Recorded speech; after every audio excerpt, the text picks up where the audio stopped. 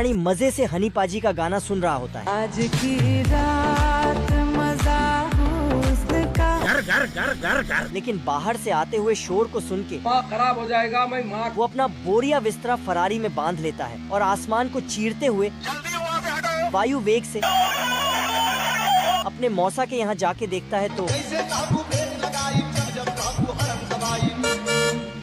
यहाँ की टेक्नोलॉजी तो इतनी बढ़ चुकी है कि यहाँ के गाय भी संगीत सुनते सुनते और सुअर तो चमत्कार ही कर लेते हैं। और ये मुर्गी तो ऐसे अंडे दे रही है कि मानो उसके अंदर एरोप्लेन का इंजन लगा हो। क्या कारीगरी है। और ये बिल्ला तो अपने ससुर का माल समझ के लुटे जा रहा है।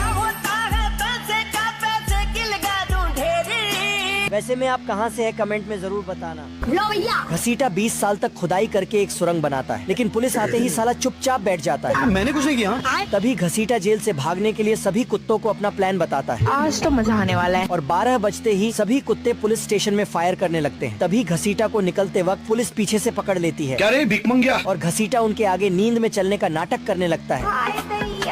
तभी घसीटा पुलिस को जेल में बंद करके वहाँ से भागने लगता है, लेकिन पुलिस काफी वफादार होती है। साले के घर में जाकर ही उस पे गोली चलाने लगती है। तभी घसीटा पुलिस से बचने के लिए ऊपर छत पे चढ़ जाता है, लेकिन पुलिस घसीटा को वहाँ भी नहीं छोड़ती और पुलिस फिर से पीटकर घसीटा को जेल में डाल देती। लेकिन ये साला कर क्या रहा है यहाँ पे?